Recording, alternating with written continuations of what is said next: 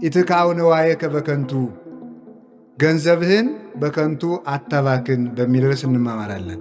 መጽሐፈ ሲራክ ምዕራፍ 5 ከቁጥር 1 ላይ የምናገኘው ኃይለ ቃል ነው። ይህንን የተናገረው ኢያሱ ሲራክ ነው። ሲራክ ማለት ጥበበኛ ማለት ነው። ይህንን ጥበቡን ያገኘው በመከራ ውስጥ ሆኖ ነው። በነገረ ሰሪዎች አማካኝነት በቤተ መንግሥት ባሉ ሰዎች ጥላቻ ታስሮ በሚኖርበት እግዚአብሔር ጥበብ ሥጋዊ ጥበብ መንፈሳዊ ገልጦለት ልቡናውን አስፍቶ አምልቶ በመንፈሳዊም ሕይወታችን እንዴት እንደምንመራ በሥጋዊም ሕይወታችን እንዴት እንደምንመራ የጻፈ ታላቅ ነቢይ ነው። ስለ ጌታችን ስለ ኢየሱስ ክርስቶስ ስለ ምስጢረ ሥላሴ ኃላፊያቱን መጻያቱንም ያየ ጥበበኛም ነው፣ ነቢይም ነው፣ ሐዋርያም ነው፣ መምህርም ነው። በብሉይ ኪዳን ዘመን የነበረ በቅዱሳት መጻሕፍት አንድ ብለን ከምንቆጥራቸው ከሰማንያዱ መጻሕፍት ከጥበብ መጻሕፍት አንዱ የሲራክ መጽሐፍ ነው። ሰዎች ልጆቻቸውን ሲያሳድጉ ማስተማር ከሚገባቸው የልጆች ማሳደጊያ መጽሐፍ ተብሎ ከሚጠራው ውስጥ አንዱ መጽሐፈ ሲራክ ነው። ልጅ ስናሳድግ የምናነብላቸው የምናስተምራቸው መጽሐፈ ሲራክ፣ መዝሙረ ዳዊት እና የሰሎሞን የጥበብ መጻሕፍት መጽሐፈ ምሳሌ፣ መጽሐፈ ጥበብ፣ መጽሐፈ መክብብ እነዚህን ለልጆች እያነበቡ እያስተማሩ ማሳደግ ይገባል። ሕፃናት 40 ቀን ከሞላቸው በእናታቸው ማኅፀን 40 ቀን ሲሞላቸው አካል ዘየአክል ይሰራላቸዋል፣ ተስዕሎተ መልክ ይፈጸምላቸዋል። ዓይናቸው፣ ጆሮአቸው፣ እግራቸው ሁለንተናቸው ተሰርቶ የሚያልቀው በ40ኛው ቀን ነው። ሰው ከ40 ቀን በኋላ ይሰማል። ሰው ከ40 ቀን በኋላ ያመልካል፣ ያመሰግናል፣ ፈጣሪውንም ያውቃል። በእናቱ ቀን በእናቱ ማኅፀን የ40 ቀን ጽንስ ከሆነ በኋላ በ40ኛው ቀን ሰው ለድህነትም ለሀብትም ለሊቅነትም ለድንቁርናም ለውርደትም ለክብርም ለሲኦልም ለገነትም የሚሾመው በ40 ቀን ነው። ያ ማለት እግዚአብሔር ሰዎችን በ40 ቀናቸው ለድህነትም ለሀብትም ስልጣን ይሰጣቸዋል ማለት ነው። ይህንን ይዘው ሰዎች የ40 ቀን ዕድሌ ይላሉ። አዲያ እንደዚህ ከሆነ እግዚአብሔር ሰውን በ40 ቀኑ በእናቱ ማኅፀን አንተ ድሃውን አንተ ባለጸጋውን ብሎ የሚፈርድበት ከሆነ ሰዎች ድሃ ለመሆናቸው ተጠያቂው እግዚአብሔር ነው ማለት ነው። አንተ ለሲኦሉን አንተ ለገነቱን ብሎ የሚፈርድበት ከሆነ ሰዎች ኃጢአተኛ ለመሆናቸው ተጠያቂው እግዚአብሔር ነው ማለት ነው። አንተ ሊቅሁን አንተ ደንቆሮሁን ብሎ እግዚአብሔር የሚሾም ከሆነ እግዚአብሔር ሰዎች ደንቆሮ ለመሆናቸው ወይም ሰዎች ንፉግ ለመሆናቸው ወይም አመፀኛ ነፍሰ ገዳይ ለመሆናቸው ተጠያቂው እግዚአብሔር ነው ማለት ነው። እንደዚያ ከሆነ ደግሞ በኃጢአተኞች ሊፈርድባቸው አይገባም። ምክንያቱም እሱ ፈርዶባቸዋልና ምንም ማድረግ ስለማይችሉ ክፉ ይሰራሉና ማለት ነው። ሎቱ ስብሐት። እግዚአብሔር ግን ፍርደ ገምድል አምላክ አይደለም። በማንም ላይ እግዚአብሔር ሳይፈጠር የወሰነለትም ሰው የለም፣ የወሰነበትም ሰው የለም። እግዚአብሔር ለሰው ሁሉ መዳንን የሚሻ አምላክ ነው። ሰዎች ሁሉ እሱን ወደ ማወቅ እንዲደርሱ የሚፈልግ አምላክ እንጂ አንዱን ለሐሳር አንዱን ለክብር አልፈጠረም። እግዚአብሔር የወሰነበት ሰውም የለም። ሰው ሁሉ የየራሱን ሸክም ይሸከማል። ቅዱስ ጳውሎስ ገላትያ ምዕራፍ 6 ላይ እንደተናገረው ወኩሉ ጾሮ ይጸውር፣ ሰው የየራሱን ሸክም ይሸከማል። እግዚአብሔር ግን ሲኦልን አሸክሞ የፈጠረውም የለም፣ አክሊል አቀዳጅቶ የፈጠረው ሰውም የለም። ሁሉም ሰው ለነፃነት ተጠርቷል። ሁሉም የዘራውን ያጭዳል። ሞትም ሕይወትም በገዛ እጃችን የምናጭዳቸው በቀና በገዛ እጃችን የምንበትናቸው ናቸው። እግዚአብሔር ያልዘራውን አያጭድም፣ ያልበተነውን አይሰበስብም፣ ያላስተማረንንም አይፈርድም። ባልሰጠን ጸጋም እግዚአብሔር ፈርዶ ሲኦልም ገነትም አያስገባም። ሰው ስለተመረጠ ብቻም አይጸድቅም። ሰው ተፈርዶበትም የተፈጠረ የለም። ሁሉም ሰው ለነፃነት ተፈጥሯል። እግዚአብሔርም ማንም ሰው ይሞት ዘንድ አይፈቅድም። እግዚአብሔር ፈቃዱ የሰው ድነት ነው። ወይፈቅድ ሞቶ ለኃጥ አላ ይትመየጥ ሀቤ የኃጢአተኛውን ሞቱን እኔ አልፈልግም ኃጢአተኛው ተመልሶ በሕይወት ይኖር ዘንድ ነው እንጂ ይላል የሰራዊት ጌታ ቅዱስ እግዚአብሔር። እንዲያ ከሆነ ሰውን በ40 ቀን በ80 ቀን እግዚአብሔር ይሾመዋል ማለት ምን ማለት ነው? ወይም የ40 ቀን ዕድል ማለትስ ምን ማለት ነው? ለመሆኑ በድል ድሃ በድል ሀብታም ይኮናልን? ወይስ በድል ሊቅ በድል ደንቆሮ ይኮናልን? ወይስ ደግሞ ለሮጠ ለሰበሰበ ለፈጠነ ለበለጠ ነውን? ወይስ አንደበቱን ጮሌ ላደረገ ወይም ደግሞ አለሁ ላለ ወይም አብዝቶ ለተማረ ወይም በዘመድ ለከበረ ወይም ጉልበት ላለው ወይም ደግሞ ዕውቀቱ ለሰለጠነለት ወይም አንደበቱ ለተከናወነለት ነውን? አይደለም። አኮ ለዘሮጸ ወለዘበደረ ለሮጠ ለቀደመ አይደለም። አሁን ታዲያ እንዴት እንሁን? እግዚአብሔር ሰዎችን መርጦ ካስቀመጠ እናንተ የምትድኑ ናችሁ ብሎ ከመረጠ እኛን ካልመረጥነን ምን ያለፋናል ብለን መጠየቅ እንችላለን። ልፋታችን ከንቱ ነዋ። ምክንያቱም የተወሰነልንን ስለምናገኝ ብለን እግዚአብሔርን መሟገት እንችላለን። ደግሞስ ለምን ጹሙ ይለናል? ለምን ጸልዩ ይለናል? ለምን ስገዱ ይለናል? ለምንድን ነው አስቀድሱ የሚለን እግዚአብሔር? ለምንስ ይሰብከናል? ለምንስ ሕግን ይጽፍልናል? ለምን መምን ይሾምልናል? ለምንስ ካህናትን ሾመልን? ለምን ሲኖዶስን አስቀመጠ? ለምንስ ወጥቶ ወርዶ አስቀመጠ? ወይስ ደግሞ እሱ የድርሻዬን ተወጥቻለሁ ብሎ እንደ ግድ የለሽ መምህር የድርሻዬን ከተወጣው ሰው የራሱ ጉዳይ ለማለት ነውን? እግዚአብሔር እንደ ሰው የድርሻዬን አድርጌያለሁ ብሎ ከተጠያቂነት ለማምለጥ ብቻ ብሎ የሚሰራ አምላክ አይደለም። እግዚአብሔር በርኅራኄ የሚሰራ ነው። በርኅራኄ የሚሰራ ነው። በዚህ ዓለም የሚሰጡ ሰዎች ብዙ ናቸው። ግን ስላገኙ የሚሰጡ ሰዎች አሉ። ለመመስገን የሚሰጡ ሰዎች አሉ። ክብር ፈልገው የሚሰጡ ሰዎች አሉ። ስም ፈልገው የሚሰጡ ሰዎች አሉ። ለመኩራት የሚሰጡ ሰዎችም አሉ። ወይም ደግሞ እንዲሁ የሚሰጡ ሰዎችም አሉ። በርኅራኄ የሚሰጥ ግን እግዚአብሔርና እሱን የመሰሉ ቅዱሳን ናቸው። እንዲያ ከሆነ እግዚአብሔር በማንም የማይፈርድ ከሆነ ፍርዱም ትክክል ከሆነ በባሕሪውም አድሎ ከሌለበት እግዚአብሔር በ40ኛው ቀን ይሾማልን ብንል፣ አዎ ይሾማል። እሱ ምንድን ነው? ቅዱስ አትናቴዎስ በቅዳሴው እንዲህ ብሎ ይናገራል። ኦ ዘታወፅኦ ለሕፃን ማቁሄ ብሲ ወትፌኖ ውስተ ከርሰ ብሲት ወትጠበልሎ በሰፋድል ረቂቅ ወትሰይሞ ወበ40 ዕለት ተሰይሞ እመኒ ለነዲ ወመኒ ለብኢል እንዘማይ ውእቱ ታረገው በጥበብከ። አቤቱ ሕፃኑን ከእናቱ ከአባቱ አብራክ ከፍለ በእናቱ ወገም በእናቱ ማይፀን ልከ ውሃውን አርግተ ተስሎተ መልክ ሰጥተህ የምትፈጥረው ሆይ አንተ በ40ኛው ቀን ሰውን ለድህነትም ሆነ ለሀብት ለሲኦልም ሆነ ለገነት ትሾመዋለህ ይላል መጽሐፍ። ምን ማለት ነው ብትሉኝ፣ እግዚአብሔር በ40 ቀን ማንንም አይሾምም። ታዲያ ምንድነው? ሰው ቢሰራ የሚበለጽግበትን ቢሰንፍ የሚደህይበትን እጅ ይሰጠዋል ማለት ነው። ቢሰግድ የሚኮነንበትን ቢኮርትሞ ቢቀመጥ የሚኮነንበትን ቢሰግድ የሚጸድቅበትን እግር ይሰጠዋል ማለት ነው። ቢሰጥ የሚጸድቅበትን ቢቀማ የሚኮነንበትን እጅ ይሰጠዋል ማለት ነው። ኃላፊነቱ በእጅ ነው። ኃላፊነቱ በአንደበቱ ነው። ቢያመሰግን የሚጸድቅበት ቢራገም የሚኮነንበትን አፍ ይሰጠዋል። ስልጣኑ ግን የእሱ ነው። የሆኑ ሰዎች ወፍን በእጃቸው ጨበጡና አንድ አባትን ሂደው ያችን ወፍ በእጃቸው ይዘው አባ ይቺ ወፍ ሙታለች አለች አሏቸው። ሙታለች ቢሏቸው እያት እስኪ ብለው ሊለቋት ነው።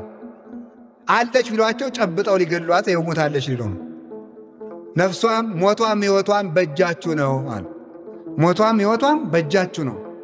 ሰው ሞቱም ሕይወቱም በእጁ ነው። በገዛ እጁ ሰው ሲኦልን ይወርሳል። በገዛ አንደበቱ ሰው መንግሥተ ሰማያትን ይወርሳል። ሞት ወሕይወት ውስተ እደ ልሳን እምቃልከ ትጸድቅ እምቃልከ ትትኰነን። ከቃሌ የተነሳ ትጸድቃለህ፣ ከቃሌ የተነሳ ይፈረድብሃል። ሞትም ሕይወትም በአንደበት እጅ ነው ይላል ማቴዎስ ምዕራፍ 12 ቁጥር 36 ላይ ሲናገር። ስለዚህ እግዚአብሔር ሰውን ለሲኦልም ለገነትም አልመረጠም። ሰውን ሁሉ እግዚአብሔር የጠራው ለገነት ነው። ያን ጥሪውን ተቀብሎ አቤት ብሎ ሥራ ሰርቶ ጸንቶ መገኘት ደግሞ የሰው ድርሻ ነው። ስለዚህ እግዚአብሔር በ40ኛው ቀን ይሾማል ማለት ብንሰራ የምናገኝበትን ባንሰራ የምንጎዳበትን አካል በ40 ቀን ስለሚሰጠን ነው። ተምረን የምንጸድቅበትን አንሰማም ብለን የምንኮነንበትን አእምሮ የሚሰጠን ያን ዕለት ስለሆነ ያን ያገኘንበት ቀን የ40 ቀን ዕድል የተባለ ያ ነው እንጂ ለተለዩ ሰዎች በ40 ቀናቸው የተሰጣቸው ጸጋ የለም። ስለዚህ እግዚአብሔር ሁሉንም ለድህነት የመረጠ አምላክ ነው። ለድህነት መርጧል። ያንን ምርጫ መቀበል የሰው ልጅ ድርሻ ይሆናል ማለት ነው። ስለዚህ መዳናችን በማን እጅ ነው ያላችሁኝ እንደሆነ በገዛ እጃችን የተያዘ ነው። ስለዚህ እግዚአብሔር ሲራክን እንዲህ አድርጎ መርጦ ከመከራ መካከል ጥበብን ገልጦ አሰልጥኖ ምስጢራትን በሙሉ አፍሶለታል። እኛንም በተመረጥንበት ጸንተን እንድንኖር አምላከ ቅዱሳን ይርዳን። እንደዚህ ከሆነ ገንዘብህን በከንቱ አታባክን ማለት ነው። እሱም እንደዚህ ብሏል። ትንቢተ ኢሳይያስ ላይም የሰራዊት ጌታ እግዚአብሔር ሕዝቤ ረሃባቸውን ለማይከላ ጥማቸውን ለማይቆርጥ ነገር ገንዘባቸውን ይበትናሉ ይላል የሰራዊት ጌታ እግዚአብሔር ይላል። ሰለስቱ ምዕት 318ቱ ሊቃውንት በፍትሕ ሥጋዊ ወይም በፍትሐ ነገሥት 41ኛው አንቀጽ ላይ ወይደለው ለክርስቲያናዊ ይዝሩ ንዋዮ፣ ክርስቲያን ገንዘቡን ሁሉ ሊበትን አይገባውም፣ ገንዘቡን በአግባቡ መያዝ አለበት ተብሎ ተነግሯል። እንግዲህ ለገንዘብም አትጨነቁ ተብለናል፣ ገንዘባችሁን አታባክኑም ተብለናል። እነዚህን ሁለት ነገሮች ሰው አስታርቆ መኖር አለበት። ገንዘብ አትውደዱ ያለ መጽሐፍም ትክክል ነው። ገንዘብን በአግባቡ የያዙ መጽሐፍም ትክክል ነው። ሁሉም እንዳያያዙ ነው። እንዲህ ከሆነ የእኛ ገንዘባችን ምንድን ነው የሚለውን ነግሬ ያባከነው ገንዘብ ካለ እሱን በአግባቡ እንድንይዝ ነግራችኋለሁ። እግዚአብሔር ከሁላችን ጋር ይሁን። ያባከነው ገንዘባችሁ ወይስ እግዚአብሔር የሰው ልጅ መጀመሪያ ለሰው ልጆች የሰጠው ገንዘብ ምንድን ነው ልትሉኝ ትችላላችሁ። እግዚአብሔር ለሰው ልጆች መጀመሪያ የሰጣቸው ገንዘብ ንጽሐ ጠባይ ይባላል። ንጽሐ ጠባይ ወይም ንጹሕ ተፈጥሮ ማለት ነው። ንጹሕ ተፈጥሮ እግዚአብሔር ለሰው ልጆች የሰጣቸው ገንዘብ ነው። መጀመሪያ ስንፈጠር እግዚአብሔር የሰጠን ገንዘብ ንጹሕ ተፈጥሮ ነው። ያ ገንዘባችን ነው፣ እግዚአብሔር የሰጠን ገንዘብ። እንደምታውቁት የመጀመሪያው ሰው አዳም ነው። እናታችን ደግሞ ሔዋን ናት። ጀማሪ ሰባኪ ስብከት ሲጠፋው ከአዳምና ከሔዋን ሰፈር ሄዶ ይደበቃል ይባላል። እንደሱ ለማለት ፈልጌ አይደለም። እሺ፣ የግድ መነሻዎቻችን እነሱ ስለሆኑ ነው። እነሱን መውቀስ ተገቢ አይደለም። ልወቅሳቸውም አላነሳውም። ስለዚህ አዳም ምን ተረሰይናከ ይላል አትናቴዎስ። አዳም እንዲያው ምን አደረግን? ይህ ሁሉ መከራ ያመጣህብን። ሔዋን ምን አደረግን ሲልና ኧረ እናንተ ገነት ገብታችኋል፣ እናንተን መውቀስ አይገባም። ኦሪትም እናትና አባትህን አክብር ትላለች ብሎ ይናገራል። እነሱ እናደንቃቸዋል። እነሱ ንስሐ ገብተው ድነዋል። እኛ ነን እንጂ ያቃተን። ስለዚህ እግዚአብሔር መጀመሪያ ለሰው ልጅ የሰጠው ተፈጥሮ ንጽሐ ጠባይ ይባላል። አዳም ሰራዊት አልነበረውም፣ ሌላ ገንዘብም አልነበረውም። ነገር ግን ሰማይና ምድርን እንዲያስተዳድር እግዚአብሔር ስልጣን ሰጥቶታል። ሰማይ ስላችሁ ከሰማይ በላይ ሰማየ ሰማያት ለእግዚአብሔር ወምድረሰ ወሀበ ለእጓለ እመሕያው ይላል ቅዱስ ዳዊት። ሰማዩ የእግዚአብሔር ነው፣ ምድርን ለሰው ሰጥቶታል ይላል። ልልናን ጌትነትን ለራሱ ነው፣ አያካፍልም። ስለዚህ ከሰማይ በላይ ያለው ቅዱሳን መላእክትን ጨምሮ እግዚአብሔር ይገዛል። በምድር ያለውን ደግሞ የሰማይ ወፍን፣ የምድር አራዊትን፣ ዕፀውን ወይም እጽዋቱን፣ አዝሪቱን፣ አትክልቱን፣ ምድርን በጠቅላላ ባሕሩን፣ ነፋሱን፣ እነዚህን ሁሉ ደመናውን፣ ፀሐይ፣ ጨረቃ፣ ከዋክብቱን አዳም በእግዚአብሔር ቸርነት እንዲገዛቸው ስልጣን ሰጥቶታል። አዳም ፀሐይን ለማስተዳደር የሚልከው ሰራዊት አልነበረውም። አዳም የአንበሳን መንጋጋ ለመለጎም ልጓም አልነበረውም። አዳም ጅብን ለመከላከል ሰይፍ አልነበረውም፣ ወይም ደግሞ ጦር አልነበረውም፣ ወይም ዝናር አልታጠቀም፣ ወይም የሰለጠነ ሰራዊት የለውም። ለአዳም ዋሻ አልነበረውም፣ ለአዳም ምሽግ አልነበረውም። አዳም ሰማይና ምድርን ግን ይገዛ ነበር። አዳም ወፍን ይገዛ ነበር። አዳም ክንፍ የለውም፣ ንስርን ግን ይገዛው ነበረ። አዳም ክንፍ የለውም፣ ርግብን ይገዛት ነበረ። የሰማይ ወፎችን ይገዛል። አዳም ለሰው ልጅ እግዚአብሔር የሰጠው ሌላው ሀብቱ ሰውነቱ ነው። እስኪ ሰውነቱ በሉ። ምን አላችሁኝ? ሰውነት ሀብት መሆኑን አይታችሁ ታውቃላችሁ? አንዳንዱ ሰው እኮ ከበርኩ የሚል እኮ ማለት ነው። ጥቂት እንደው ጠርቀምቀም ሲል ባንኩ ላይ ያለውን አካውንት እኮ አይቶ ነው። እጅ እግር እንዴት ያለ ሀብት መሰላችሁ! አባክነ ነው እንጂ እንዴት ያለ ጸጋ መሰላችሁ! ዓይን እንዴት ያለ ሀብት ነው! እንዴት ያለ ሀብት! ዳንኤል ባቢሎን ተቀምጦ እግዚአብሔርን ያየበት እኮ ዓይን እኮ ነው። ዮሐንስ ወልደ ነጎድጓድ ታስሮ እግዚአብሔርን ያየበት እኮ ዓይን እኮ ነው። ኢሳይያስ በአይሁድ መካከል ሆኖ ሱራፌልን የተመለከተበት እኮ ዓይን እኮ ነው። ስምዖን አረጋዊ ክርስቶስን ያየበት እኮ ዓይን ነው። ይህንን ዓይን ምን ላይ አፍጥታችሁበት እንደምትውሉ እግዚአብሔር ይቁጠረው። ገንዘባችሁን በከንቱ አታባክኑ በሉ እንጂ እግዚአብሔርን ለማየት የተፈጠረውን ዓይን ረባካችሁ በፌስቡክ አታጥፉት። በማይረባ ነገር ገንዘባችሁን በከንቱ ነው ያለ። ደግሞ ልንገራችሁ፣ ሰው በመረጃ ሊቅ አይሆንም ነው የምላችሁ። ሰይጣን ምን ያደርጋል መስላችሁ? ኢንተርኔት፣ ፌስቡክ፣ ዩቲዩብ ውስጥ ያስገባና እስቲ መረጃ ለአንዳንድ ነገር ጥሩ ነው ስትጎረጉር አንተ ዩቲዩብ ስትጎረጉር ዩቲዩብ ህሊናህን ሲጎረጉር ዋሻህን ትቀራለህ። ባዶ ቀፎህን ማለት ደብዝዞ ሰው እኮ ማሰብ እኮ አቅቶታል። ሰው እብድ እኮ ነው። ተነግሮ እንኳን ማስተዋል አይችልም። ቢመክሩበትም አይሰማ፣ ቢመክሩትም አይሰማ። ሁሉም አይገባው፣ ደንዝዞ አለ። እባካችሁን ዓይናችሁን አታባክኑት፣ ጆሮአችሁን አታባክኑት። በሞቴም ባይረባ ነገር አትስሙበት፣ ረዘፈን አትስሙበት። ይሄ ጆሮ ቅዱሳን መላእክትን የሰሙበት ቃል ነው። ይሄ ጆሮ ሳሙኤል እግዚአብሔርን በሌሊት የሰማበት ጆሮ ነው።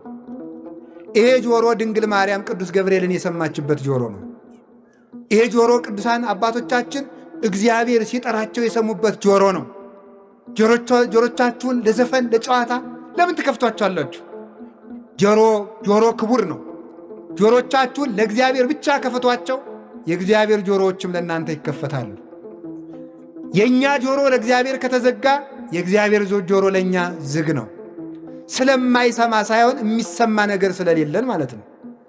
ያጸምም ከመዘይ ይሰም ይጎነዲ ከመዘይሁ ይላሉ ሰለስቱ ምዕት በቅዳሴ። እንደማይሰማ ዝም ይላል፣ እንደማይሰጥ ይዘገያል። ዝም የሚለው ስለምንድን ነው? የማይሰማ ነገር ሲኖር ዝም ይላል እግዚአብሔር። የሚሰሙትን ይሰማቸዋል፣ የማይሰሙትን አይሰማም። ስለዚህ ጆሮአችሁን አታባክኑ። ዘፈን ይፈቀዳል አይፈቀድም? አሁን እዚህ ክርክር ውስጥ እንውጣ። ይፈቀዳል አይፈቀድም ሳይሆን ጉዳዩ ጆሮአችንን ያበክናል ነው። ኃጢአቱን እንተው ዝም ብላችሁ። ኃጢአት ነው ዘፈን።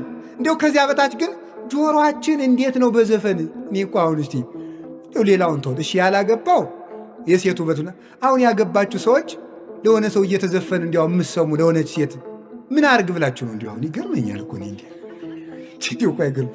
አንድ ጊዜ የዘፈናችሁላትን ሰው አግኝታችኋል። ምን ባሉኝ ነው እንደው የምትዘሉት ማለት እንዲያው ይገርመኛል። ማምናገር ሰው ለማያውቃት ሴት በተዘፈነ ዘፈን ሲዘል ያድራል።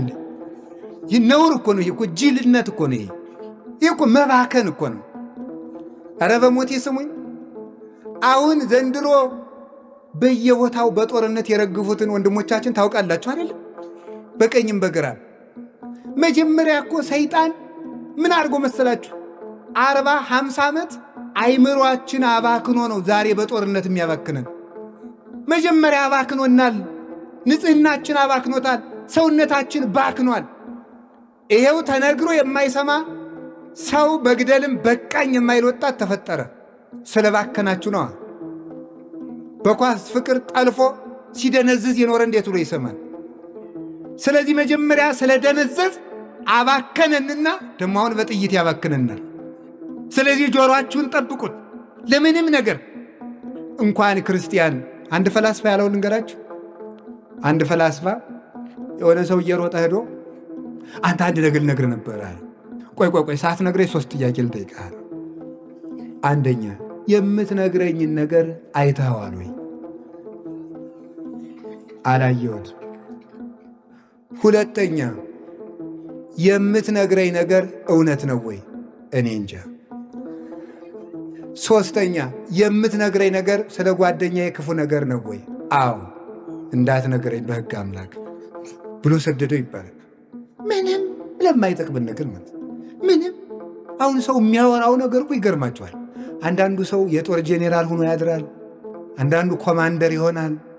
በቃ ኮማንድ ሴንተር ሆኖ ጦርነቱን ሲመራ ውሎ የእነንትና ችግር እኮ ነው እነንትና እኮ ነው ይህን ሁሉ ችግር ያመጡት ይላል። እንዲሁ እኮ ግርም እኮ ነው። እንዲሁ አረፋ አትቀመጥም? ስራን አሰራም ወይ? የእውነቴን እኮ ነው የምነግራችሁ። ዝም ብለን የራሳችን ስራ ማንሰራ ማስተካከል እንዲሁ በዚህ ዓለም ላይ ጅል ማለት በማያገቡት የሚገባ ነው ማለት ነው። ስለ ሀገራችን ጉዳይ አንቆርቆር እያልኳችሁ እንዳይመስላችሁ። እንደ ጭልፊት አጥንት ይዛችሁ እንዳትሮጡ፣ ሞጭላፊ አትሁኑ። እኔ ያልኩት ምን ማለቴ ነው? አንድ ሰው ምን ማለት በሀገርም ሆነ በጎረቤት ወይም በራሱ ችግር ሲፈጠር እነገሌ ለምን እንዲህ አደረጉ ሳይሆን የሚለው ምን ማለት ነው? አሁን እኔ ምን ማድረግ እችላለሁ ነው። እስኪ በሉ ሁላችሁ በሉ እንጂ ሁላችሁም አሁን እኔ እሺ ምን ማድረግ እችላለሁ? ምንም ነገር ሲፈጠር ሁልጊዜ የራሳችሁን ድርሻ ነው መስራት። የሰዎች ጉዳይ በመፍጠልጠል አሁን ብድግብና ፓትርያርኩ ምን እያደረጉ ነው በዚህ ሰዓት? እንዴት ሊቀ ጳጳሱ ዝም ይላሉ? እንዴት አንተ ዝም ማለት? መፈጠር ያለበት ራሳችን ምን እያደረግን ነው? ሀገረ ስብከት ምንድን ነው ያደረገው? የሆኑ ማኅበራት ምንድን ነው የሚሰሩት? እዚያ ተጎልተው ሚል ሰዋል። አንተ ምን እያደረግክ ነው? ሰው መስራት ያለበት የራሳችን ሥራ እንድንሠራ አምላከ ቅዱሳን ይርዳን። ስለዚህ ያባከነው ጆሮ አለ፣ ያባከነው እጅ አለ። በዚህ እጅ አባቶቻችን የሐዋርያው የቅዱስ ቶማስ እጅ ከተቆረጠች በኋላ ምን አድርጋ ነበረ? እሱ ሞቶ ከተቀበረ ሰማዕትነት ከተቀበለ በኋላ በዓመት እየተገለጠች ታቆርብ ነበር። ከሞተ በኋላ ማለት ነው። የቅዱሳን እጅ ሙቶም ይሰራል፣ የእኛ እጅ ደግሞ ሙቶም ይበጠብጣል። ብዙ ሰዎች እኮ ሙተው በቁማቸው የገመዱት ገመድ ነው ዛሬም እየጠለፈ የሚጥል። ሙተውም እጃቸው ረጅም የሆኑ ሰዎች አሉ። ቅዱሳን ደግሞ ሙተውም እጃቸው ሕይወት ይሰጣል። ቅዱስ ሉቃስ ወንጌልን እየጻፈ ሲያስቸግር ንጉሡ የዚህን ሰው እጅ ካልቆረጥኩ አላልፍም ብሎ ቆረጠው። እመቤታችን የብርሃን እጅ ቀጠለችለት። የእኛ እጅ በምን እንደሚቆረጥ ተመልከቱት።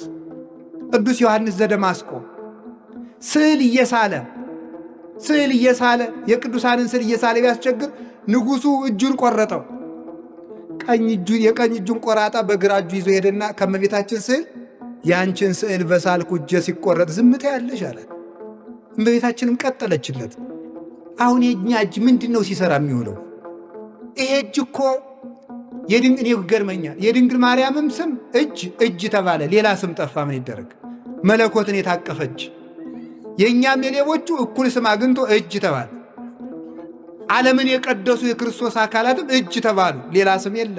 ሰው የቋንቋ ድሃ ሆነና የእኛም የርኩሶቹ እጅ ተባለ።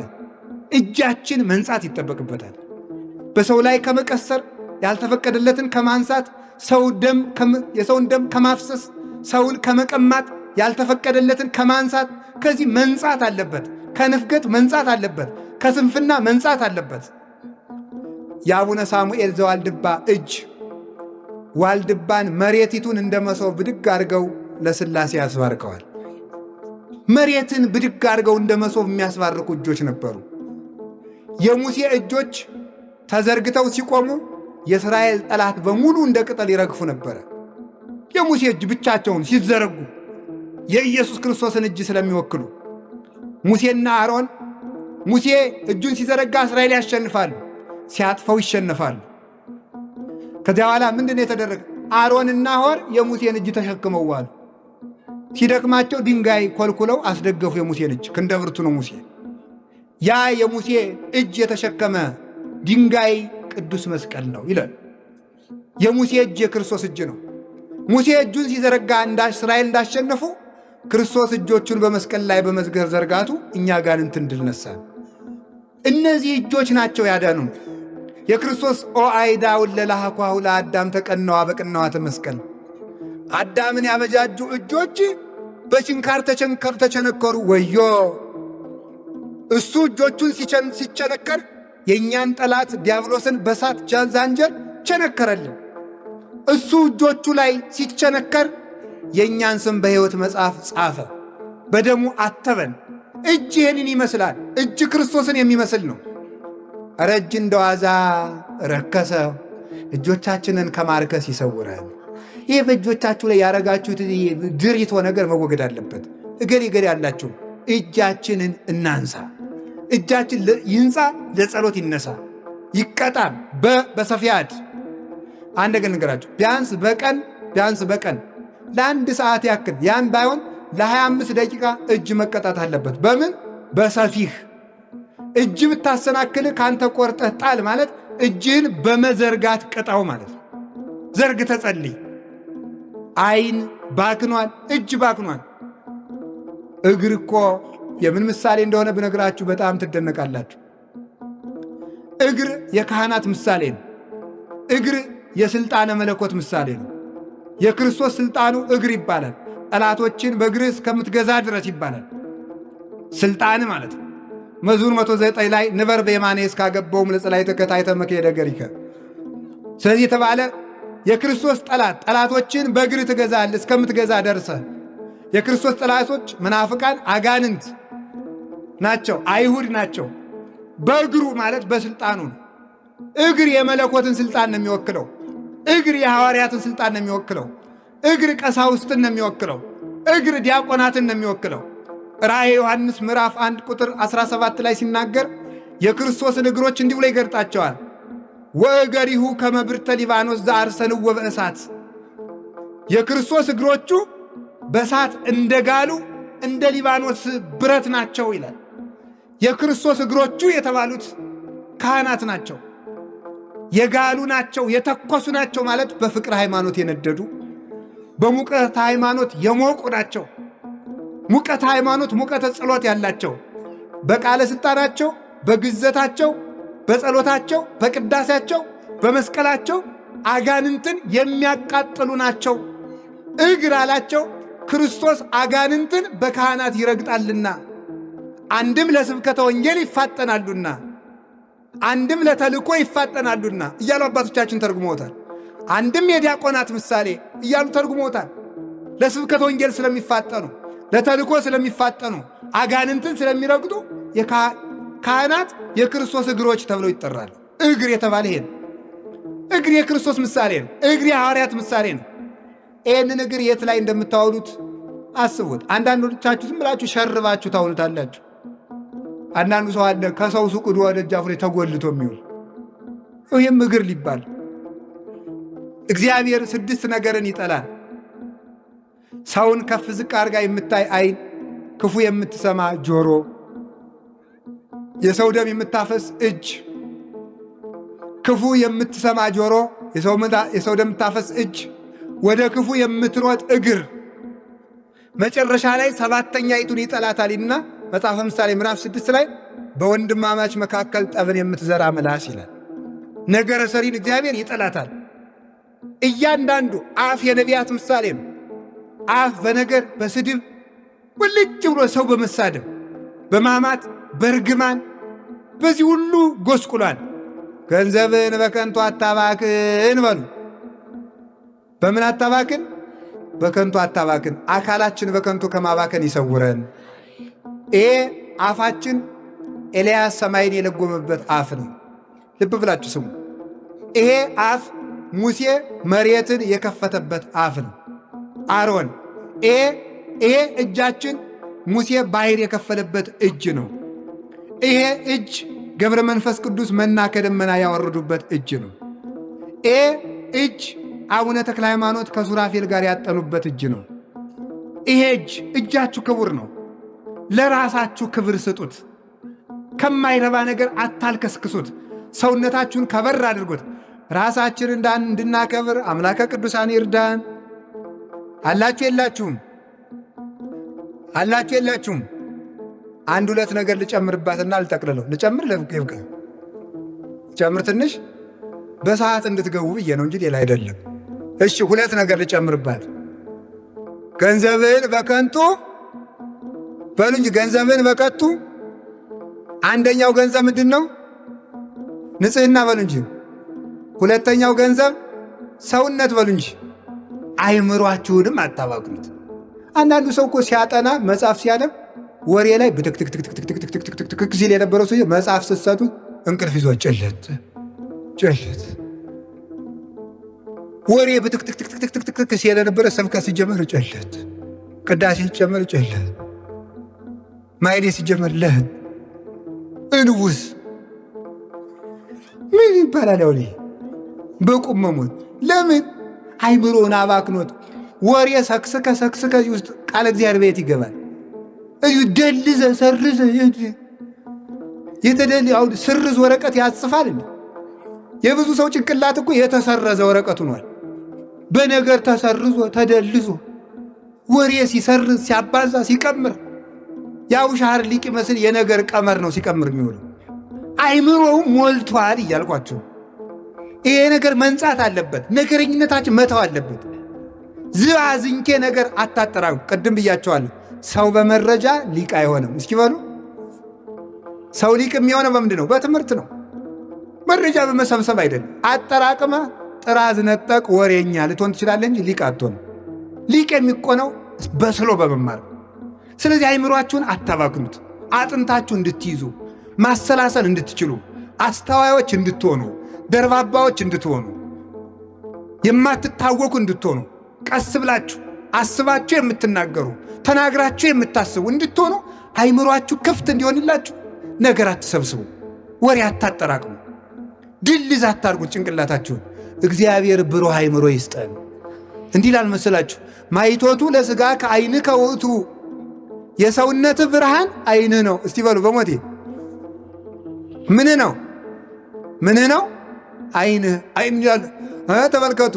ወሶ ብርሃን ዘላይሌከ በላይ ላይ ያለው አይን ይላል ጨለማ ከሆነ ወሶ በአይን ከሐማሚ ይላል። ይቅርታ አይን ጨለማ ከሆነ መላው አካልህም ጨለማ ይሆናል። አንድም ይሉን አባቶቻችን ማይቶቱ ለሥጋ ከአይን ከውቱ የሰውነት ብርሃን ምንድን ነው? አይምሮ ጠባይህ ነው። እስቲ አይምሮ ጠባይ በሉ። አይምሮ ጠባይ ማለት የተፈጥሮ እውቀት ማለት ነው። አይምሮ ከጎሰቆለ ግን ሰውነት ሁሉ ጨለማ ይሆናል ማለት እጅህ ያላሰበውን ይጨብጣል፣ አንደበትህ ያላሰበውን ይናገራል፣ እግርህ ያላሰበው ቦታ ውሎ ይመጣል፣ ሆድህ ያላሰበውን በሙሉ ይበላል። ያላሰብከው ትወላለህ፣ ያላሰብከውን ታገባለህ፣ ሳታስብ ትፋታለህ፣ ሳታስብ ትመነኩሳለህ፣ ሳታስብ ቆብክን ትጥላለህ፣ ሳታስብ ትሾማለህ፣ ሳታስብ ትሻራለህ፣ ሳታስብ ትበጠብጣለህ። የሁሉ ችግር በምንድን ነው? አይምሮአችን መባከን የለበትም። የቅዱስ ቄርሎስ አይምሮ እኮ በሞቴ ዛሬኛ የእኛን አይምሮ ተውት። በሞቴ አንድ አባትን አንድ ልጅ እንዲህ አላቸው። አላቸው አቤት እንዲው እየረሳው እምቢ አለኝ አላቸው። እየረሳው እምቢ አለኝ ሲላቸው ምን ቢሉት ጥሩ ይመስላችኋል? አይ ልጄ መፍትሄውንስ ብነግርህ ትረሳው ይላሉ። መፍትሄውንም ብነግርህ ምን ትለዋለህ? ትረሳዋለህ እንጂ ምን ያደርግልሃል? አሁን እኮ በሞት የልንገራችሁ የመርሳት ችግር አለብን በሉ እንጂ። በጣም ደግሞ የሚገርመው የመርሳቱን ችግር መፍትሄም የመርሳት ችግር አለብን ማለት ገብታችኋል አይደለም? የመርሳቱን ችግር መፍትሄም እንረሳለን ማለት። አሁን መፍትሄውንም እንረሳለን። እየረሳን ታመናል። የመርሳት ችግር አለብን፣ መፍትሄውንም ረስተናል። ስለዚህ ምን እናድርግ ካላችሁን እንናዘዝ፣ ወሬ ማጠራቀም እናቁም፣ ሰውነታችን ይንጻ። የዚያን ጊዜ ክፍት አይምሮ ይኖረናል። እግዚአብሔር በሀገር ማት የሚያዝበት ዝሙት ሲበዛ ነው። ይውልኝ ስሙልኝ፣ በሀገር ጦርነት፣ ረሃብ፣ ድርቅ የሚበዛው ጥጋብ ሲበዛ ነው። ጥጋብ ዝሙትን ሲወልድ ነው። ዛሬ ዝምድና የሚያከብራለን 7 ትውልድ ቆጥሮ የሚጋባ ማን አለ? 3 ቤት ይጋባል፣ 4 ቤት ይጋባል። እንዴት ነው እስቲ በየሀገሩ ከኢትዮጵያ ውጭም ወጣችሁ ስታዩ ሰው አክስቱን ማግባት ይቻላል እየተባለ ኢትዮጵያ ውስጥም ይፈቀር ተብሎ ሰላማዊ ሰልፍ ተወጥቶ ነበር። ሰው እናቱን የሚያገባባት ሀገር አለች ዛሬ በዓለም ላይ። እናት ልጇን ማግባት የምትችልበት ሀገር ዛሬ አለች በዓለም ላይ አውሮፓ ውስጥ። እነዚህ ሁሉ የተፈጠሩ ከምን ነው? ከጥጋብ ነው። ጾም የለማ። ጾም ስለሌለ ፈረንጆቹ እናቴን እንዳገባ ፍቀዱልኝ አለ። አባት ልጄን እንዳገባት ፍቀዱልኝ አለ። እናት ልጄን እንዳገባው ፍቀዱልኝ አለች። ምን ጥጋብ! 365 ቀን መብል ነዋ። ጥጋብ ነው ግብረ ሰዶምን የወለደው። አውሮፓውያንና ሌሎቹ አሜሪካውያን ሲጠፉ ምን በማለት ነው የጀመሩ? ጾም ይቅርብን ብሎ ማርቲን ሉተር ጾም ይቅር ብሎ ጀመር አይደለም? እንደምታውቁት እንዲያው ሳቅ ሳቅ የሚል ቃል ልንገራችሁ። የጅል ቃላል ቁርስም እንደሚባለው በእንግሊዝኛ ብሬክ ፋስት አይደለም? ፋስቲንግ ምንድነው? ጾም። ብሬክ መስበር፣ ብሬክ ፋስት ጾምን መስበር ወይም መሻር ማለት ነው። ስለዚህ እንደዚህ አድርገው ጀመሩ። ጾም ቀረ። ሲቀር ምን አለ ተመልከቱ። ከዚያ በኋላ ከትዳር ወጥተው 5-6 ማግባት እንዲፈቀድላቸው መንግስትን በሕገ መንግስት እንዲያካትት ጠየቁ። ቀጠሉ። የተመሳሳይ ጾታ ጋብቻ ይፈቀድልና ይሄ ሁሉ የወለደው ምንድን ነው? ጥጋብ። 24 ሰዓት የሚበሉ ፈረንጆች ይህንን ወለዱ ማለት ነው። ጥጋብ ይህንን ሁሉ ነገር አምጥቷል። ሌላ ጥጋብ ምን ያመጣል? ጥጋብ ልብን ያጨልማል። መብል ሲበዛ ልብ ይጨልማል። ደመና ጽባህ ይሴውሮ ለስርቀተ ፀሐይ።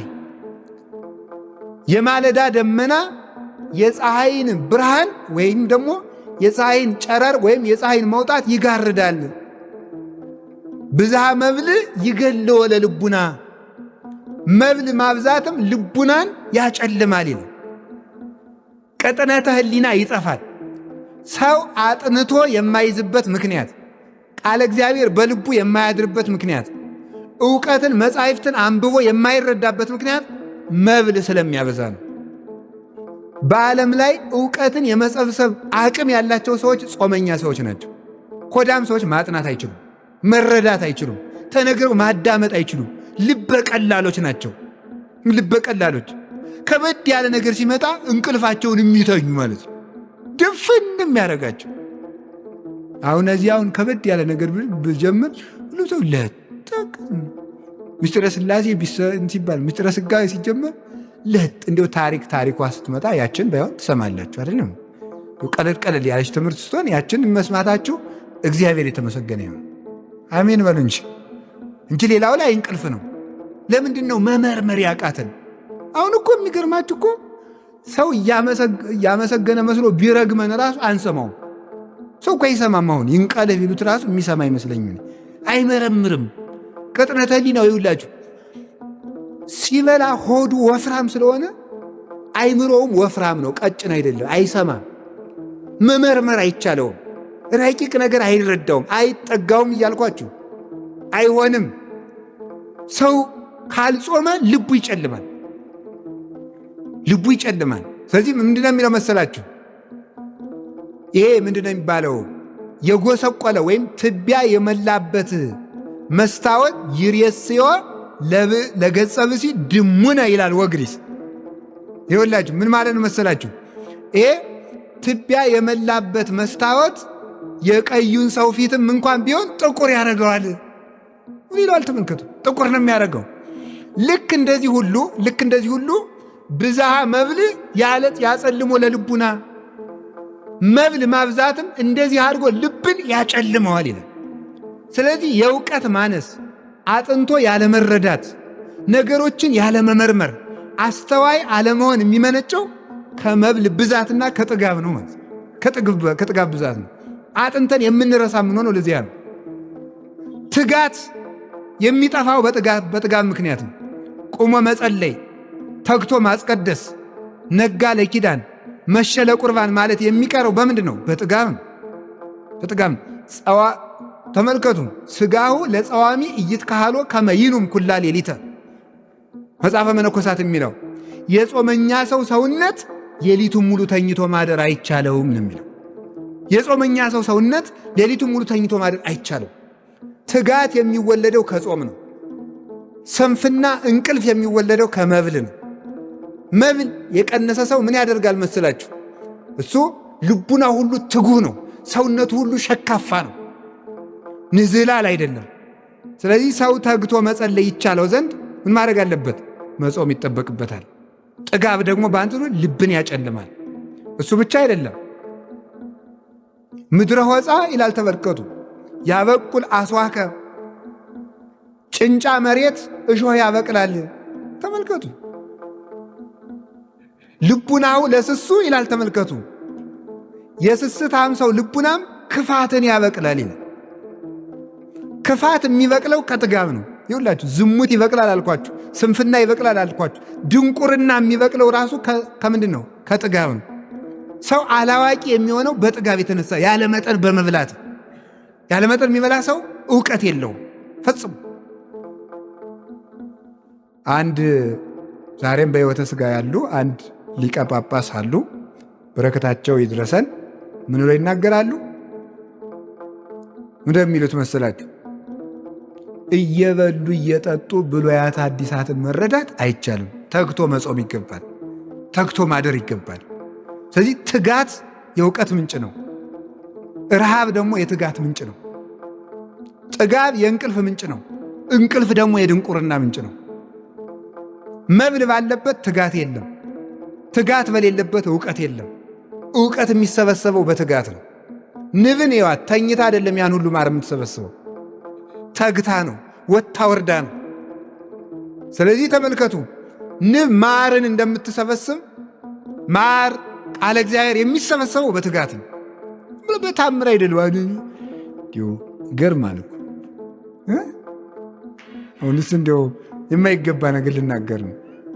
ሰው በቃ እንዲሁ ጥግብን ታምር ፍለጋ ዝም ብሎ ማጥናት ሲያቅት ጊዜ ዝም ብለት እየበላ ለጥበልና እስቲ እንዲያው የጥናት መድኃኒት ምንድን ነው ተበጥብጦ የሚሰጣል እያልክ ተጃጃል። እንግዲህ አታጠናም ተግታ እንቅልፍትን አትቀንስም። እንዲህ ተጋድመ እንደ ግንድ እያደርግ እንዲህ ነው አብሾ በየት ነው የሚገይበል? እንግዲህ ያለ ነገር የለም። እንዲሁ የሚደገም አለ የእውቀት የድሮ አባቶች የሚጠቀሙት ነበረ። ይህ እንዲሁ ማምላክን እንዲሁ ደም ያፈላል አዛኝ እንዲሁ አይባልም እንጂ ነውር አይደለም። እንዲህ የነ ዮሐንስ አፈወርቅ ልጅ ሆነን እንዲሁ ይሄ ወረቀት ፍለጋ ድግምት ፍለጋ ደግሞ ምንድን ነው? ዮሐንስ አፈወርቅ ብሉይና አዲሳትን ያጠናቸው ምን አድርጎ ነው? 15 ዓመት በሙሉ ገብስ በሚዛን እየመዘነ እየበላ ነው። ትጋት ነው፣ ጾም ነው ዕውቀትን የሚገልጠው። ይሄ ደግሞ ጨጨጨጀጀ ዝም ብሎ ድዝድዝና ይሄ ክርታስ ፍለጋ ደግሞ መሮጥ ምንድን ነው ደግሞ? የሰው ልጅ ክርስቶስን ያህል ጥበብ እያለ ጥበብ ኃጢአት ነው ምንድን ነው? አሁን ተሳቡት የቄሱ ተማሪ ሁላ እንዲያምል ጥበብ ኃጢአት ነው እንዴት ነው ይላል። ጥበብ ኃጢአት ነው ማለት ምንድን ነው? ለእውቀት ብሎ የሆነ ነገር ቢጠጡ ምንድን ነው? ይሄ ተኝተ እያድርግ ያን በጥብጠት ጠጥተ ሊቁነ እግዚአብሔርም አይፈልግም እንዲህ ያለ ነገር። እስቲ አሁን ከነቢያት ከሐዋርያት ከሊቃውን አንድ ቅጠል በጥብጦ ሊቅ የሆነ ሰው አለ? የለም፣ ማንም የለም። ያሬድ ነው? አባ ጊዮርጊስ ነው? ዮሐንስ አፈወርቅ ነው? ቄርሎስ ነው? ማን ነው? እስቲ አሁን አንድ ማን አለ? እስቲ አሁን ለወደፊቱ ሰው የእውቀት መድኃኒት መጠጣት ይቻላል አይቻልም ብሎ ከጠይቃችሁ ከሊቃውንት የጠጣ ሰው አምጣ ነው። ከሊቃውንት የጠጣ ሰው አምጣ እስቲ። ከቅዱሳን በገድልም ሆነ በድርሳን እገሌ ይህንን ቅጠል ጠጥቶ ሊቆን የሚል ካመጣት ጥሩ። አባቶቻችን ካላደረጉት ደግሞ ምንድን ነው? ንነሰን ተሉ እምነት አበዊነ ቅዱሳን ዘይንበለ ተወላውሎ ነው የሚለው ቅዱስ ቄርሎስ ሲናገር ሃይማኖተ አበው ላይ። እኛ አባቶቻችን ጎዳና ያለ ጥርጥር ሃይማኖታቸውን ከነስራቸው ነው የምንከተላቸው። ይሄ ነውና ሰው ለምንድን ነው አዋቂ የማይሆነው ካላችሁ፣ ድንቁርና የሚወለደው ከስንፍና ነው። ስንፍና የሚወለደው ከጥጋብ ነው ማለት ነው።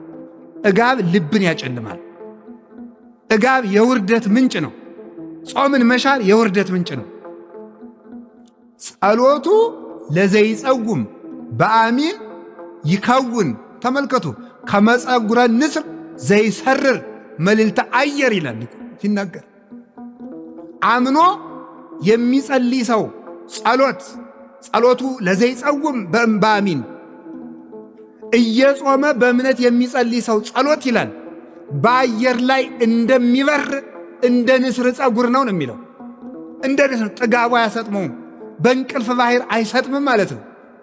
ስለዚህ ከፍ አድርጎ ጸሎቱ የሚያርግለት ጥጋቡን የቀነሰ ሰው ነው። የጾመኛ ሰው ጸሎት ያርጋል። እሱን ነው የሚናገረው። ወጽጋብሰ ያወርድ ታሕተ፣ ጥጋብ ግን ወደ ታች ያወርደዋል። አዳምን ወደ ታች ያወረደው ምን እንደሆነ ልንገራችሁ፣ መብል ነው። የአዳም ልልናው ምን ነበረ? ጾም። ሁላችሁ ወቁት። የአዳም ልልናው ጾም ነበር። የአዳም ውርደቱ መብል ነው፣ ጥጋብ ነው። ስለዚህ እግዚአብሔር የቅድስናን መጀመሪያ የጀመረው በጾም ነው። ውርደት የተጀመረ በመብል ነው። አዳም በለስን ሲበላ ውርደት ተጀመረ። ይኸውላችሁ የሉቃስ ወንጌል ምዕራፍ 10 ላይ ስታነቡ አሃዱ ብእሲ እንዘ ይወርድ እምኢየሩሳሌም ውስተ ኢያሪሆ ረከብዎ ፈያት ወፈቅዕዎ ወሰለብዎ። አንድ ሰው ከኢየሩሳሌም ወደ ኢያሪኮ ሲሄድ ወንበዴዎች አግኝተው ደበደቡት ብሎ ጌታ ምሳሌ መስሎ ተናገረ። አንድ ካህን መጣ፣ አልፎት ሄደ። አንድ ሌዋዊ መጣ፣ አልፎት ሄደ። አንድ ሳምራዊ መጣ፣ አገኘውና አዘነለት። በቁስሉ ላይ ወይንና ዘይት አፈሰሰለት። በአህያውም ጭኖ ወሰደው። ለሳምራዊ ወሰደው፣ ሰጠና 2 ሳንቲም ሰጥቶ በእነዚህ ፈውስልኝ አለው አለ። አንድ ሰው ከኢየሩሳሌም ወደ ኢያሪኮ ሲወርድ የተባለው ምን መሰላችሁ? አዳም ከልልና ነፍስ ሲዋረድ ማለት ነው። ሲዋረድ ወንበዴዎች አገኙት። ወንበዴዎች የተባሉት አጋንንት ናቸው። አዳም ከኢየሩሳሌም ወደ ኢያሪኮ ሲወርድ ማለት ከቅድስና ወደ ኃጢአት ወደ ውርደት ሲወርድ አግኝተውት ወንበዴዎች ደበደቡት ማለት። አዳም ሲወርድ አጋንንት ደበደቡት። አዳም መውረድ የጀመረ በምንድን ነው? በመብል ነው። አጋንንትን የሚሰበስባቸው ምንድን ነው? መብል። አጋንንት እኛን በዝሙት የሚደበድቡን፣ በቂም የሚደበድቡን በምን ይመስላችኋል? በነገር የሚደበድቡን በምን ይመስላችኋል? በጥጋብ ነው። አዳም ሲወርድ የተገኘ በመብል ነው። ሲወርድ ባያገኙት ወንበዴዎች ባልደበደቡት ነበር። የደበደቡት ደግሞ ሲወርድ አግኝተውት ነው። የወረደ በጥጋብ ነው። አየህ። ስለዚህ አዳም የወረደ በመብል ስለሆነ የአዳም ውርደት በመብል ስለተጀመረ ትንሣያችንን ክርስቶስ በጾም ጀመረው። ለዚህ ነው መጀመሪያ 40 ቀን ጾሞ ስብከትን የጀመረበት ምክንያት። ውርደት በመብል እንደተጀመረ ትንሣኤ በጾም ይጀመራልና የመጨረሻው ሕይወታችንም ጾም ስለሆነ መብል አይደለም። የሚገርማችሁ ተመልከቱ። ዝውቱ ግብረ አይርው ማር ይስሐቅ አዘውትሮ ጾም እየሻሩ በሕግ ከተወሰነው ሰዓት በታች ሰዓት እየቀነሱ ጾምን ቀንሶ መብላት የእሪያና የአሳማ ሥራ ነው። የአሳማ ሥራ ነው። ምን ትሑቱ ግብረን ተመልከቱ። ግብረ አይሩ የአሳማ ተግባሩ ምንድን ነው ብለህ ብትጠይቀኝ አለ። አሳማ ተግባሩ ምንድን ነው? አኮኑ ተጸምዶ ለመብል ዘይንበለ ውሳኔ፣ ያለ መጠን መብላት ነው እንጂ ሌላ ምንድን ነው? ያለ ጊዜው መብላት አይደለምን ይላል። በመጽሐፍ ቅዱስ አሳማ እንደማይበላ ታውቃላችሁ አይደል? ይበላል አይበላም? ለምን የማይበላው? አሳማ ለምን የማይበላው? ሆዳም ስለሆነ ነው። አሳማ አይበላም ማለት ሆዳም ሰው አይጸድቅም ማለት ገብቷችኋል? አሳማ አይበላም ማለት እሱ ነው እንጂ እግዚአብሔር ስለ አሳማ አለመበላት ብቻ ነው የሚተናገር። እያንዳንዷ የብሉይ ኪዳን ቃል ወርቅ ስለሆነች ነው። ሌላው አሳማ ባለቤቱን የሚያውቀው መብል ይዞ ሲመጣ ብቻ ነው። ሌላ አያውቀው። ውሻ በሽታ ነው የሚያውቀው፣ አሳማ በመብል ነው የሚያውቅ። ስለዚህ አሳማ አይጸድቅም፣ አሳማ አይበላም የተባለበት ምክንያት አሳማ ጌታውን የሚያውቀው ሲያበላው ብቻ እንደሆነ እግዚአብሔርን ሲያበላቸው ብቻ የሚያመሰግኑ ሰዎች የእግዚአብሔር ሰዎች አይደሉም ማለት ነው። ለዚህ ነበር ጌታም 5 እንጀራ አበርክቶ ካበላ በኋላ እየተከተሉ የፈልጉትን ሰዎች አራራራ እንዲህ እያደረገ የሚያበላ ከሆነስ እናንግሰው። ይሄ ቢራቡ ያመሳል፣ ቢታመሙ ይፈውሳል፣ ቢሞቱ ያነሳል። እንዲህ ያለውን ሰው ቢያነግሱት ምን ይብሳል? እናንግሰው። ሐዋርያት ደግሞ ይዋሃል እኛ እንዝላችኋለን ብለው ነበረ። ደው ተሰወራቸው። ሕዝቡ በመርከብ ተሳፍሮ እየፈለገ ሄደ። መምህር የት ሄደህ ነው? ጠፍተን። አማን አማን ብለክሙ አኮ ዘተሐስሱኒ በእንተ ዘሬክሙ ታምራት። አሁን ትምህርቴን ብላችሁ ነው የመጣችሁ? አሁን ታምራቴን ብላችሁ ነው? አላ በእንተ ዘበላይክሙ ወበእንተ ዘጸገብክሙ ህብስተ፣ በልታችሁ ስለጠገባችሁ ነው የተከተላችሁኝ አላቸው። ስለዚህ ጥጋብ ነው እኔን ያስፈልጋችሁና በመብል የመጣ በመብል ይሄዳል አልፈልግም አላቸው። ተገበሩ እንኮሳኮ ለመብል ኃላፊ አላ ለኃላፊ ለጠፊ ምግብ ባሪያ መሆናችሁን ተውት። አላ ለመብል ዘይነብር ለሕይወት ዘላለም ዘይወክም ወልደ እጓለ እመሕያው የሰው ልጅ ለሚሰጣችሁ በመልዕልተ መስቀል ሥጋውን ቆርሶ ደሙን አፍሶ ለሚሰጣችሁ ለሕይወት ምግብ ለሥጋውና ለደሙ ተገዙ እንጂ የመብል ባሪያ አትሆኑ። አሳማ አይበላምና ለመብል ልባችሁ ክርስቶስን አትፈልጉት ሲል ነው። ሌላው መጽሐፍ ምንድን ነው የሚለው? አዕዋፍ ይሰገሩ በእንተ መብልዖሙ ወፎች የሚጠመዱት በመብል ነው፣ ነፍስ የምትጠመደውም በመብል ነው ይላል። ሰው ወጥመድ ውስጥ የሚገባው በመብል ምክንያት ነው። ኮዳም ሰዎች ናቸው ሀገርን የሚሸጡ፣ ኮዳም ሰዎች ናቸው ሕዝብ የሚሸጡ፣ ኮዳም ሰዎች ናቸው ራሳቸውንም የሚሸጡ የሆዳቸው ባሪያዎች እለ ከርሶሙ አምላኮሙ። ኮዳም ሰዎች እንኳን ወገናቸውን አምላካቸውን ይሸጣሉ። እንደ ይሁዳ ያሉት እለ ከርሶሙ ያመልኩ ሆዳቸውን የሚያመልኩ ብሎ ቅዱስ ጳውሎስ የተናገራቸው እንዲህ ያሉ ሰዎች እባብ ናቸው። የማያፍር ሰውና ሆዳም ሰው እባብ ነው። እባብ መሬትን ይበላል። የሚበሉትን ብቻ እየተከተሉ የሚኖሩ ሰዎች እባብ ናቸው። እባብ አያፍርም፣ በሰው መሃል ሸር ብሎ ይሄዳል። ብእሲ ዘያሐፍር ከይሲ ውእቱ ዘይሴሰይ መሬተ ይላል ማሪሳን። የማያፍር ሰው አፈር የሚበላ እባብ ነው ይላል። እባብ በሰው መሃል የማያፍር እንደማያፍር ሁሉ ነውሩን በአደባባይ ሲሰራ ሀፍረት የማይሰማው ሰው፣ ክፋት ሰርቶ የማይጸጸት ሰው እሱ እባብ ነው። ሆዳም ሰውም እንዲሁ አሳማ ነው። ስለዚህ ወፎች የሚጠመዱ በመብል ነው። ጌታችን ኢየሱስ ክርስቶስ ሐዋርያትን እንኳን እናንተን እንዴት ስለ ጥጋብ ተሰበክን እንዳትሉ አደራችሁ። እንኳን እኔንና እናንተን ክርስቶስ ሐዋርያትን እንኳን ያስጠነቀቀበት ርዕስ ጥጋብ ነው። የሉቃስ ወንጌል ምዕራፍ 31 ቁጥር 34 ላይ ምን ነበር? 21 34 ላይ ምንድን ነው ያላቸው መሰላችሁ? እቀቡ ርእሰክሙ ወይትአክብዱ ልበክሙ በመብልዕ ወበመስቴ ወበፍስታይ ዘእንበለ ግዕዝ። ሥጋ በመብላት ወይን በመጠጣት ልቡናችሁን እንዳታከብዱ ተጠንቀቁ ብሏቸዋል። በመብላት በመጠጣት ልባችሁ እንዳይከብድ ተጠንቀቁ። ከዚህ የተነሳ ነው ብዙ አባቶቻችን ባይታውያን መነኮሳት አባቶቻችን ሥጋ አትብሉ ወይን አትጠጡ ብለው የሚያዙት ከዚህ የተነሳ ነው። ልብ ይከብዳል ብለው።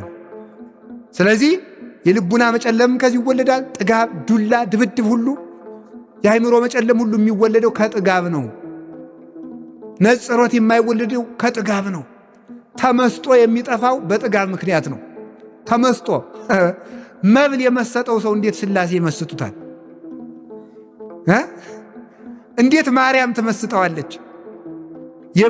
የመብል ነገር የጠፈጠው ሰው መብል መስጧቸው እኮ ነው የድንግል ማርያም ውበት አልደንቃቸው ብለው ሰዎች የጠፉት።